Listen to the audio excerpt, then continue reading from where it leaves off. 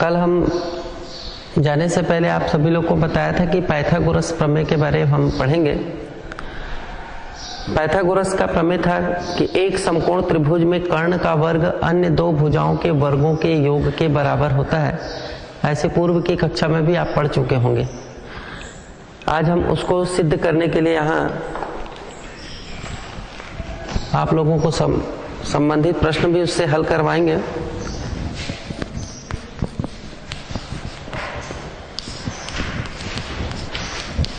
Pythagoras का प्रमेय।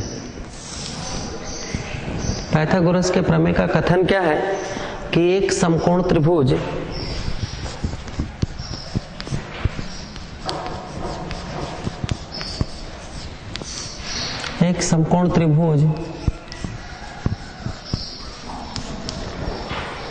में कर्ण का वर्ग अन्य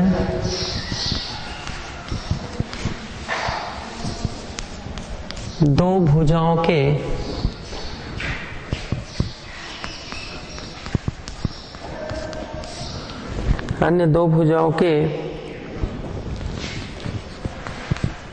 वर्गों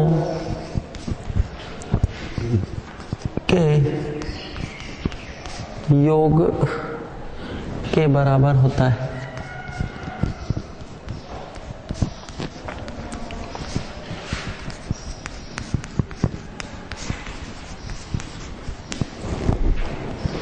एक समकोण त्रिभुज में कर्ण का वर्ग अन्य दो भुजाओं के वर्गों के योग के बराबर होता है। ये पाइथागोरस का प्रमेय है। इसको सिद्ध करने के लिए हम सबसे पहले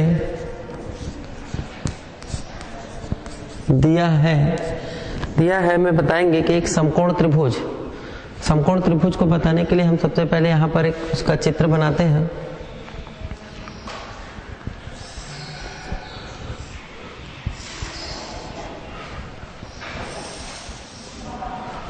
इसका नाम दे देते हैं हम लोग ए बी सी और इस पर एक लंब डालते हैं जो बिंदु डी मिलेगा और ये भी एक 90 डिग्री का होगा और ये पूरा एक 90 डिग्री का कोण होगा। अब दिया है एक समकोण त्रिभुज ए बी सी है जिसमें कोण B बराबर 90 डिग्री। क्योंकि पाइथागोरस प्रमेय पूरे 90 अंश के कोण पर ही डिपेंड है। 90 अंश के कोण के आधार पर ही हम उसको सिद्ध करेंगे। कोण B बराबर 90 अंश। अब हमको दिया है के बाद सिद्ध करना है। क्या सिद्ध करना है? कथन में जैसा कहा है कि एक समकोण त्रिभुज में कर्ण का वर्ग, कर्ण अर्थात सबसे बड़ी भुजा, समकोण त्रिभुज की सबसे बड़ी भुजा को हम कर्ण कहते हैं और ये इसका लंब होता है और ये इसका आधार होता है। तो बोल रहा है एक समकोण त्रिभुज में कर्ण का वर्ग, कर्ण अर्थात AC का वर्ग बराबर अन्य दो भुजाओं के वर्गों के योग के बराबर होता है। अन्य दो भुजा AB का वर्ग प्लस BC का वर्ग, ये हमको सिद्ध करना है। रचना करेंगे इसमें हम। रचना में बताएंगे कि BD लंब है AC पर,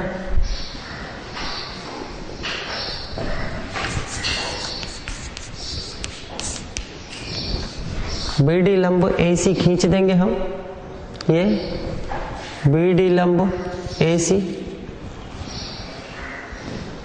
अब हमें उपपत्ति ज्ञात करना है।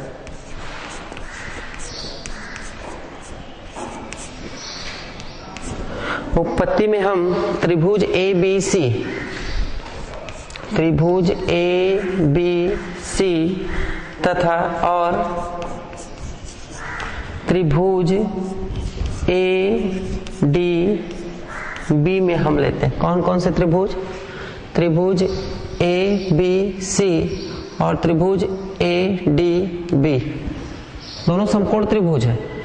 देखिए ये भी एक समकोण त्रिभुज है जिसका कोण भी 90 डिग्री है, और ये भी एक समकोण त्रिभुज है जिसका कोण डी 90 डिग्री है, 90 अंश का है। तो हम ये दोनों समकोण त्रिभुज में लेते हैं। तो यहां हम देखते हैं कि कोण ए बराबर, या पहले ले लेते हैं कोण ए बी सी, कोण ए बी सी बराबर कोण ए डी बी। देखिए कोण ए बी सी और कोण ए डी बी दोनों कितने अंश के हैं? 90 अंश के। तो यहां बता देंगे प्रत्येक 90 अंश के।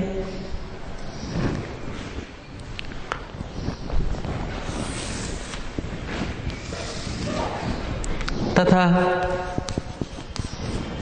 ये देखिए अब यहां पर इस बड़े त्रिभुज में कोण ए बराबर कोण ए के बराबर है, और इस त्रिभुज में भी कोण ए वही है। जो इस पूरे बड़े त्रिभुज में कोण ए है वो इस छोटे त्रिभुज में भी कोण ए वही है। इसलिए हम यहां बताएंगे कि कोण ए बराबर कोण ए, इसको हम बताएंगे उभयनिष्ठ कोण।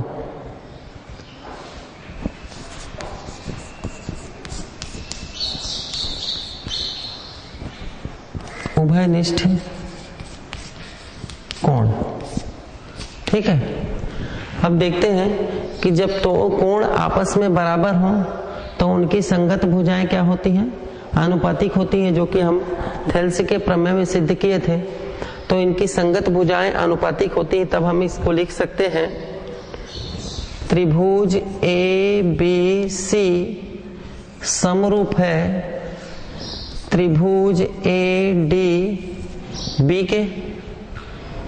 ए बी सी समरूप है त्रिभुज ए डी बी के, अतः समरूपता के नियम से हम इसको लिख सकते हैं ए बी बटा ए डी बराबर ए सी बटा ए बी।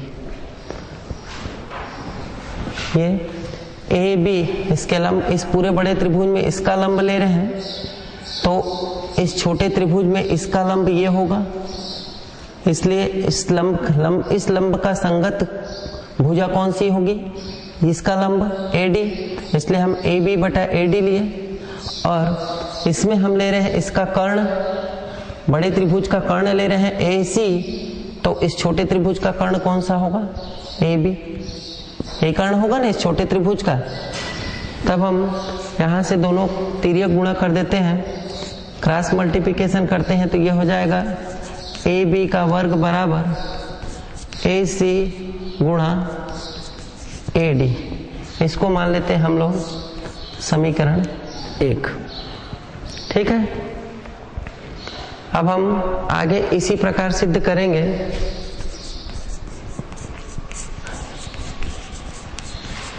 इसी प्रकार हम बी सी का वर्ग बराबर ए सी गुणा डी सी, इसको हम लोग समीकरण 2 मान लेंगे। इसी प्रकार हम बी सी का वर्ग बराबर ए सी गुणा डी सी, इस त्रिभुज, इस छोटे त्रिभुज में ये भी 90 डिग्री है, इस छोटे त्रिभुज और फिर से इस बड़े त्रिभुज को लेते हैं, तब हम इसी प्रकार बी सी का वर्ग बराबर ए सी गुणा डी सी आएगा।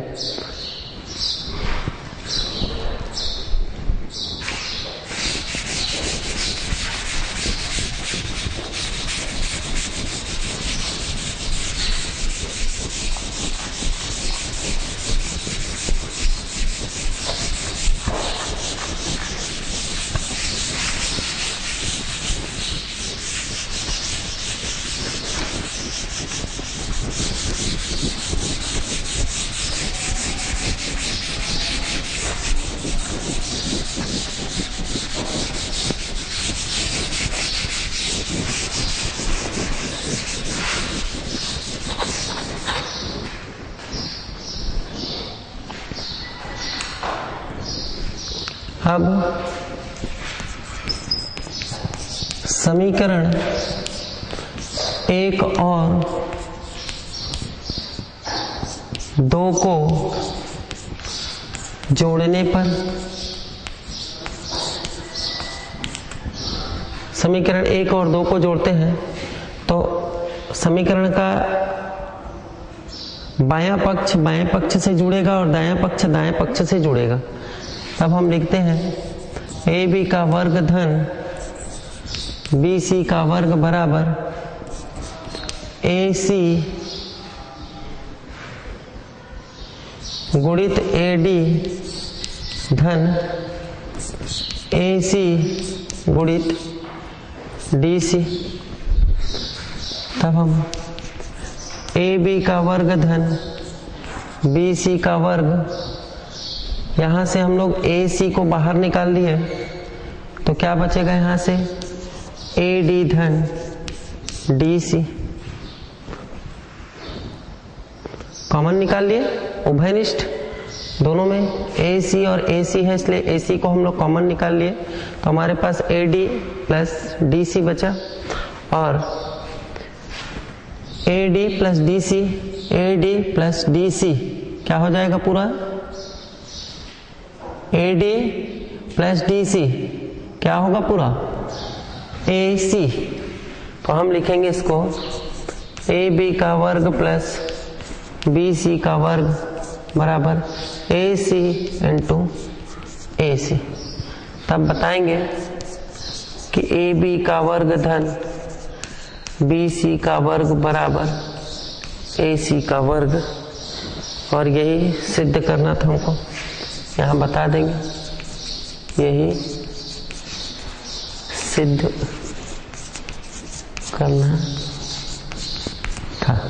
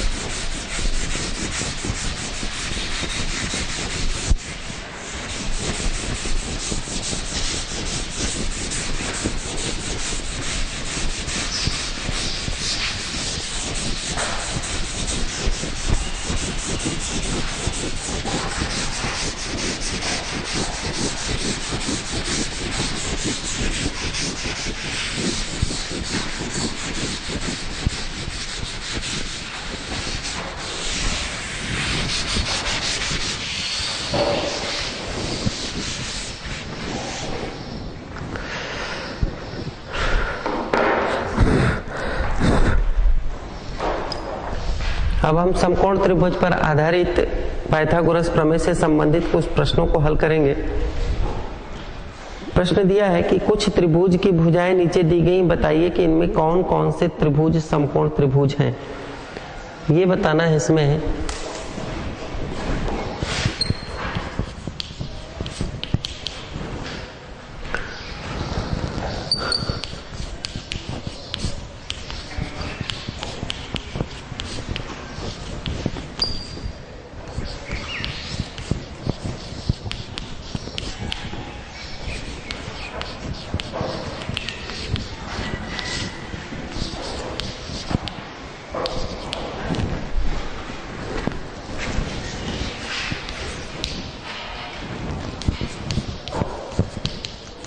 पहला 3 सेंटीमीटर,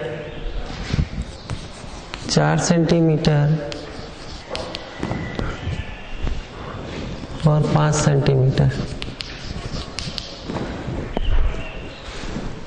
पहले इसको ही हम हल कर लेते हैं, फिर आगे और भी प्रश्न इसी में ही देखेंगे। कुछ प्रश्न और अलग अलग टाइप के हैं। कौन कौन से त्रिभुज समकोण हैं? इसमें सबसे बड़ी भुजा क्या है? 5 सेंटीमीटर। तो 5 सेंटीमीटर सबसे बड़ी भुजा है, तो निश्चित है कि सबसे बड़ी भुजा का वर्ग निकालते हैं हम लोग।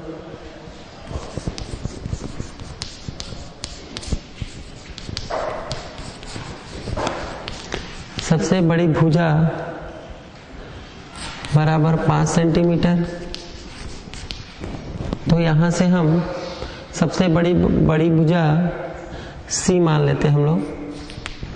तो C का वर्ग बराबर क्या हो जाएगा? 5 का वर्ग, अर्थात C का वर्ग बराबर 5 पंचे 25 तथा अन्य दो भुजाओं का वर्गों का योग करते हैं हम। अन्य दो भुजाओं के वर्गों का योग अर्थात A का वर्ग धन B का वर्ग निकालते हैं। तो ये हो जाएगा 3 का वर्ग धन 4 का वर्ग, धन A का वर्ग धन B का वर्ग बराबर हो जाएगा 3 तिया 9 धन 4 चौक 16। तब A का वर्ग धन B का वर्ग बराबर हो जाएगा 16 और 9 25। तब हम बता सकते हैं कि A का वर्ग धन B का वर्ग बराबर C का वर्ग है, अर्थात 25 बराबर 25 है। अतः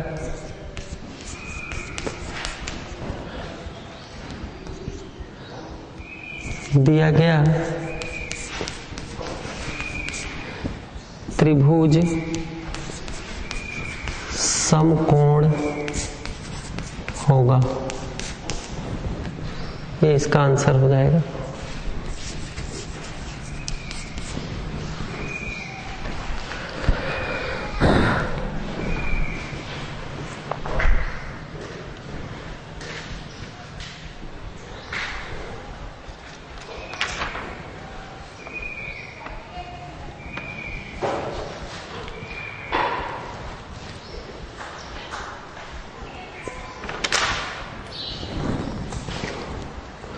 इसी में ही और एक प्रश्न दिया हुआ है।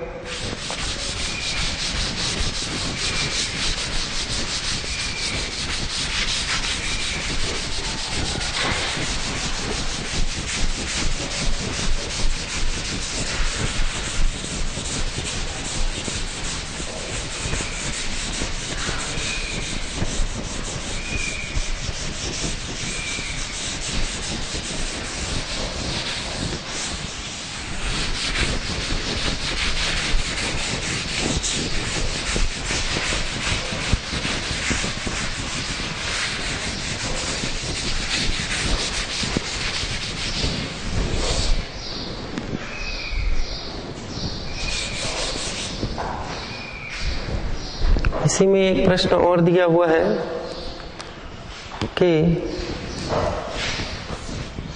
8 सेंटीमीटर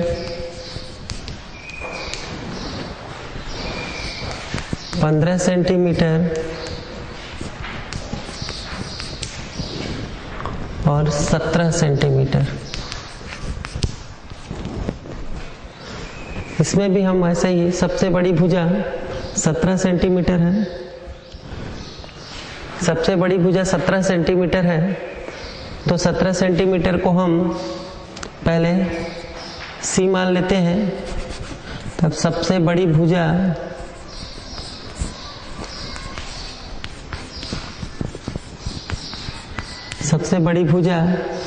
बराबर 17 सेंटीमीटर। तब सबसे बड़ी भुजा को हम C का वर्ग मानते हैं।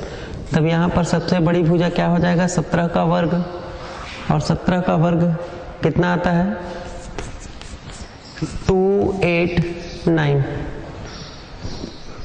C का वर्ग बराबर 289। अब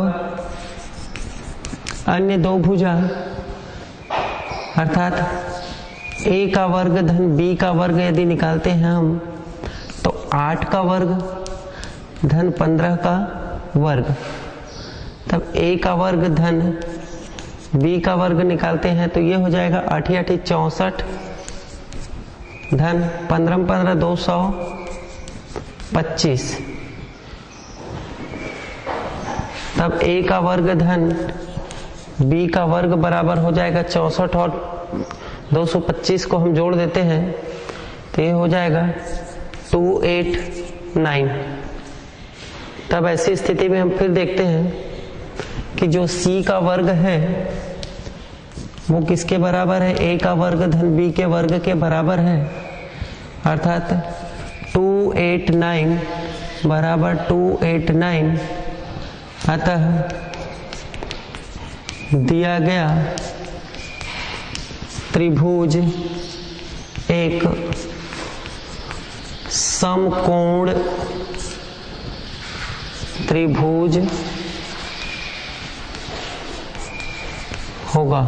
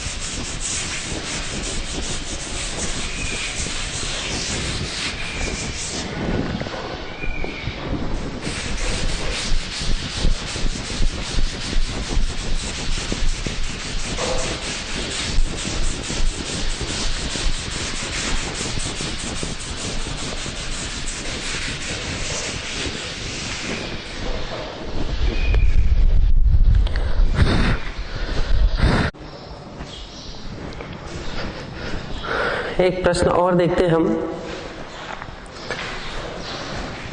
दिया इसमें 5 सेंटीमीटर 8 सेंटीमीटर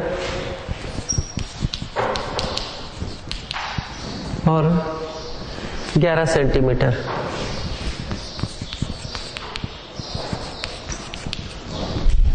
इसमें भी सबसे बड़ी भुजा 11 सेंटीमीटर, सबसे बड़ी भुजा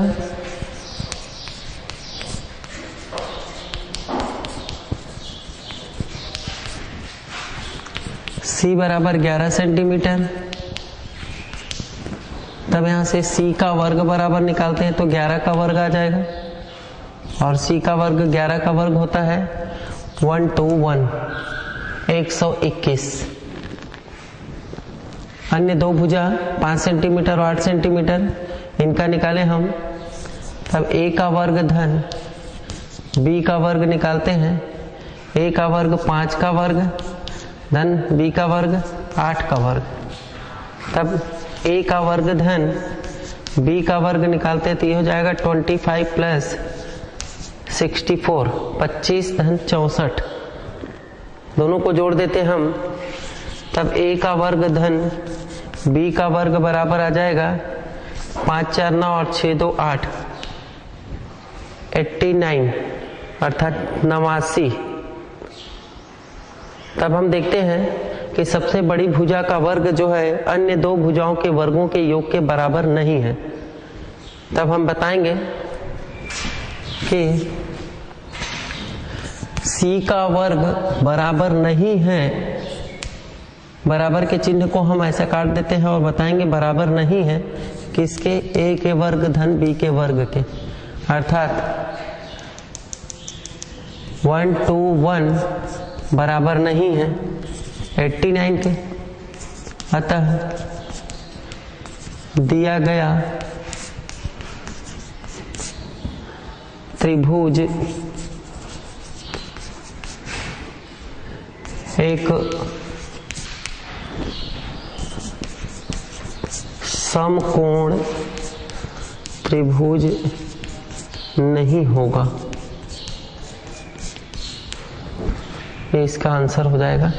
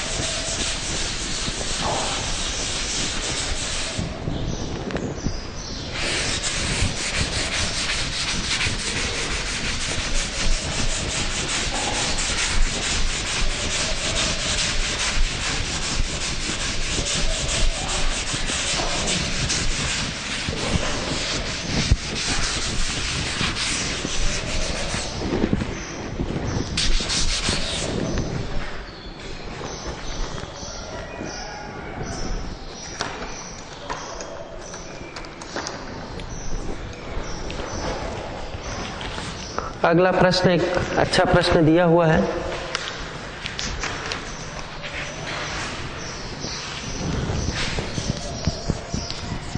प्रश्न, एक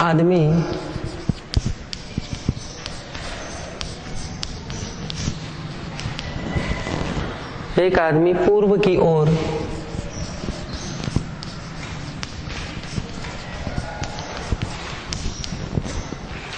150 मीटर जाता है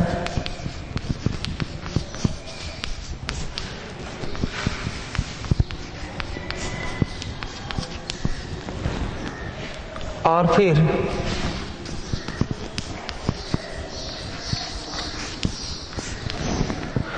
उत्तर की ओर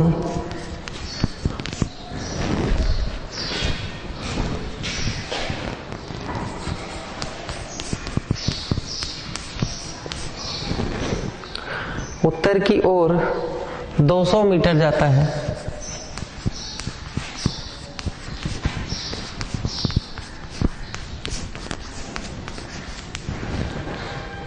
बताइए कि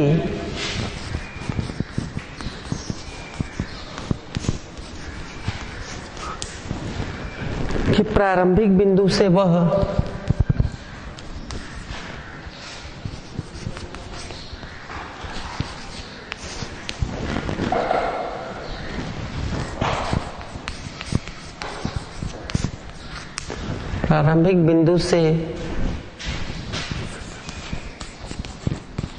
वह कितनी दूरी पर है।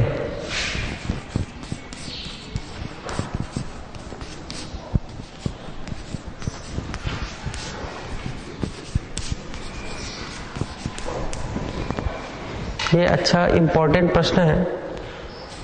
एक आदमी पूर्व की ओर 150 मीटर जाता है और फिर उत्तर की ओर 200 मीटर जाता है। बताइए कि वह प्रारंभिक बिंदु से वह कितनी दूरी पर है। ऐसी स्थिति में हम पहले दिशा सूचक चिन्ह बनाते हैं। दिशा सूचक चिन्ह में ये बताते हैं कि ये नॉर्थ है, ये साउथ है, ये वेस्ट है और ये ईस्ट अर्थात पूर्व है। अब एक व्यक्ति, इसका नाम दे देते हम ए बिंदु। यहां से एक आदमी पूर्व की ओर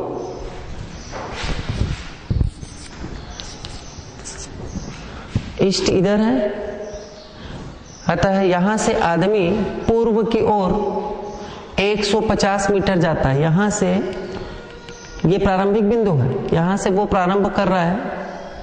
इस प्रारंभिक बिंदु से प्रारंभ करते वो पूर्व की ओर 150 मीटर, मान लेते हैं हम कि यहां तक वो 150 मीटर आता है।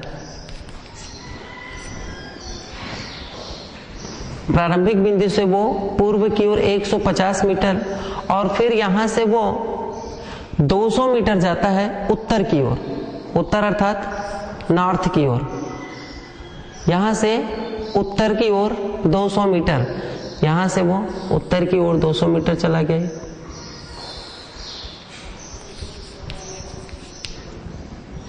तो बताइए कि वो प्रारंभिक बिंदु, ये था प्रारंभिक बिंदु, प्रारंभिक बिंदु से वो कितनी दूरी पर है, अर्थात हमको कर्ण ज्ञात करना है ए बी और इसका नाम दे देते हैं हम सी। तब प्रारंभिक बिंदु से हमको ए सी का मान ज्ञात करना है। दिया है, बताएंगे।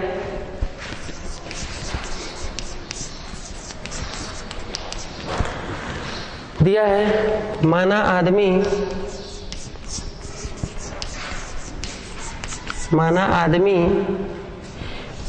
ए बिंदु से 150 मीटर पूर्व की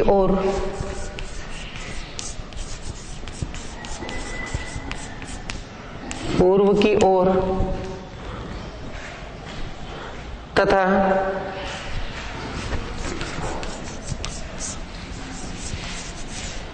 200 मीटर उत्तर की ओर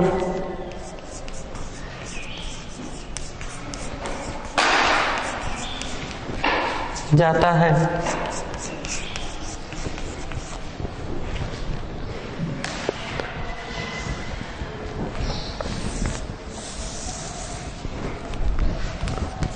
अतः प्रारंभिक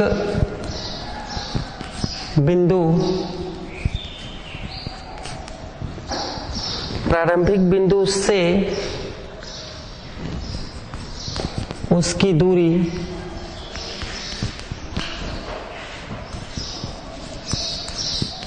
बराबर ए सी। प्रारंभिक बिंदु से उसकी दूरी ए सी। अब पाइथागोरस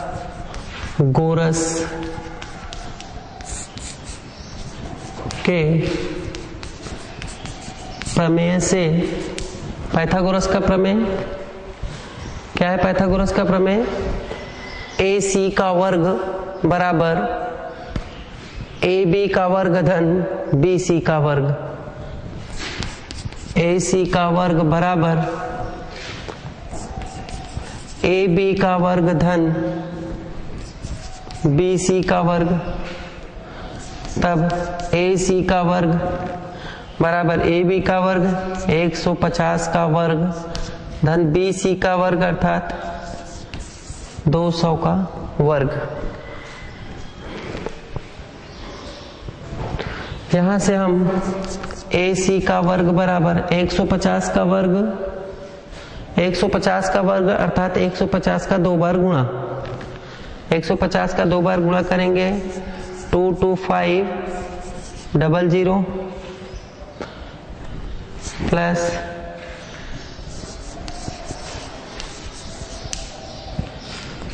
200 का वर्ग 40,000 और 150 का वर्ग 22,500।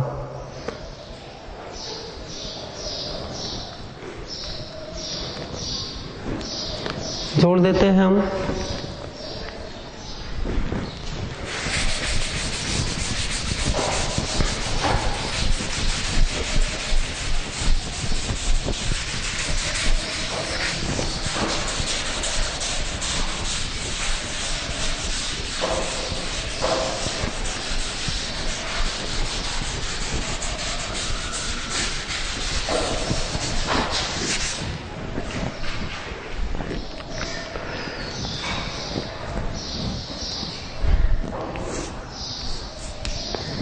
ए सी का वर्ग बराबर, जोड़ देंगे, आ जाएगा हमारे पास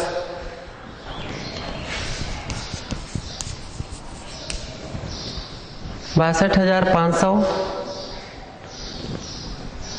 अब यहाँ से AC बराबर हो जाएगा वर्गमूल 62,500।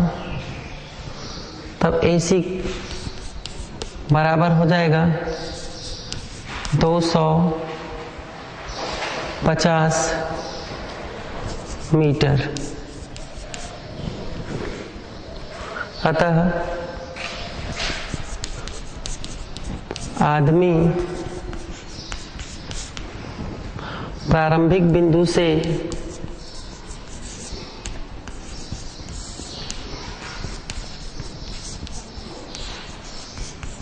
प्रारंभिक बिंदु से 250 मीटर की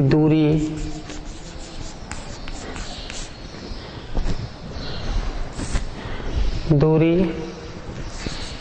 पर होगा। ये इसका आंसर हो जाएगा।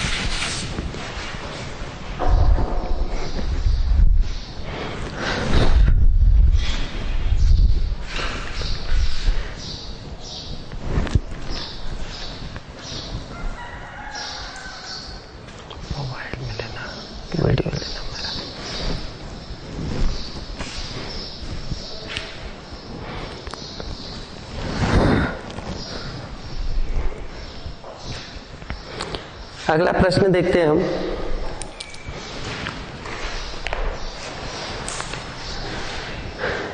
एक सीढ़ी इस प्रकार रखी गई है कि इसका पाद एक दीवार से 5 मीटर की दूरी पर है तथा इसका शीर्ष सतह से 12 मीटर ऊंचाई पर बनी एक खिड़की तक पहुंचता है। सीढ़ी की लंबाई ज्ञात कीजिए।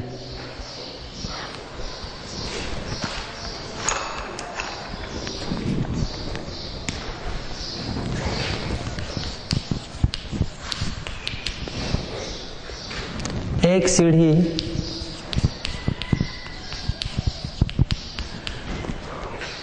इस प्रकार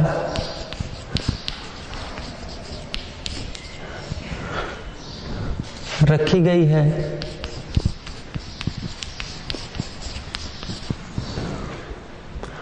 कि इसका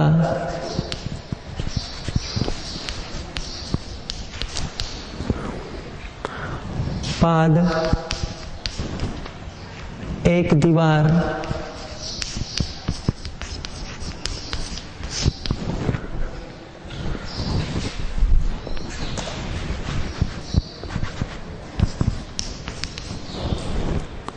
दीवार से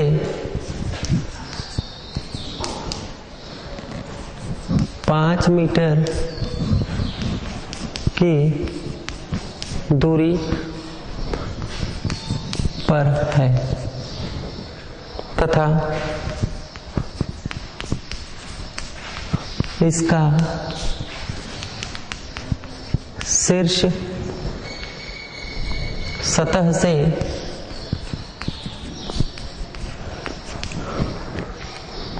12 मीटर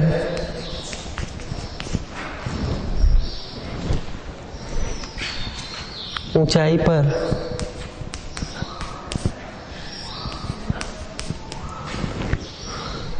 पर बनी एक खिड़की तक पहुंचता है।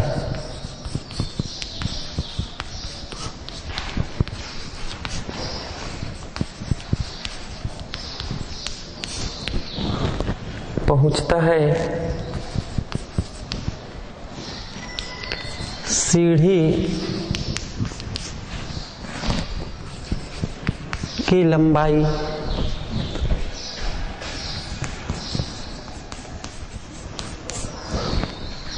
ज्ञात कीजिए।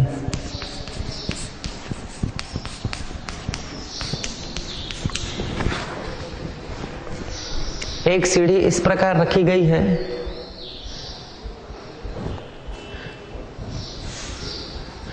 इसका पाद एक दीवार से 5 मीटर की दूरी पर है तथा इसका शीर्ष सतह से 12 मीटर ऊंचाई पर बनी एक खिड़की तक पहुंचता है।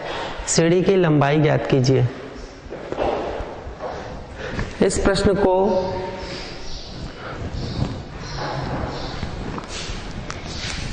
हल करने से पहले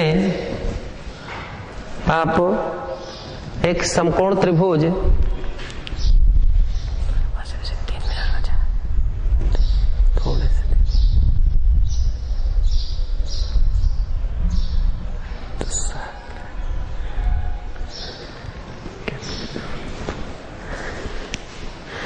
माना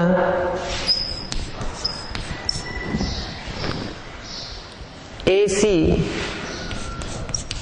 सीढ़ी है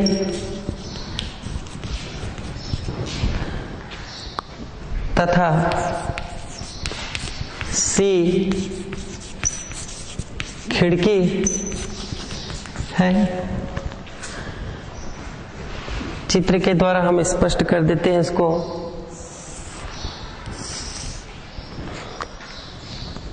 A, B और ये C। माना AC सीढ़ी है, ये सीढ़ी हम सीढ़ी के रूप में प्रदर्शित कर देते हैं तथा C उसकी खिड़की है। AB बराबर 5 मीटर दिया हुआ है तथा BC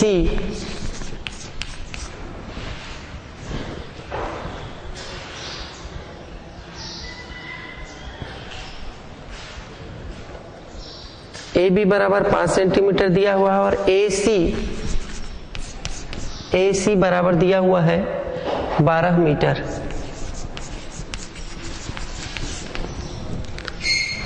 तब ऐसी स्थिति में हम पाइथागोरस का प्रमेय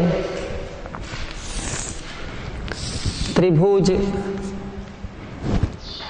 ABC में पाइथागोरस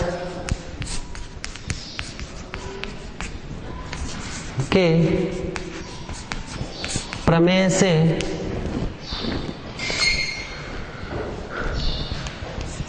BC का वर्ग बराबर AC का वर्ग धन AB का वर्ग। तब यहां से BC का वर्ग बराबर AC का वर्ग हमारे पास दिया हुआ है 12 का वर्ग धन AB दिया है हमारे पास 5 का वर्ग। तब यहां से BC का वर्ग बराबर हमारे पास हो जाएगा 12 का वर्ग अर्थात 144 धन 5 का वर्ग अर्थात 5 पंचे 25। तो BC का वर्ग बराबर 144 धन 25 169। तब BC बराबर वर्गमूल 169, और जब हम वर्गमूल 169 निकालेंगे BC का, तो हमारे पास सीढ़ी की लंबाई पता चल पाएगा। और सीढ़ी की लंबाई कितने मीटर है हम BC ज्ञात करने के पश्चात बताएंगे कि BC का वर्ग बराबर 169 है, इसलिए BC बराबर हमारे पास हो जाएगा 13 मीटर। अर्थात सीढ़ी की लंबाई 13 मीटर होगी। ये इसका आंसर हो जाएगा। पाइथागोरस से संबंधित और भी प्रश्न हम कल आने वाले पीरियड में अध्ययन करेंगे, और इससे संबंधित कुछ और भी प्रमेय हैं उसका भी हम अध्ययन करेंगे। तो कल आप सभी लोग पाइथागोरस से संबंधित कुछ प्रश्नों की तैयारी करके आएंगे। Thank you.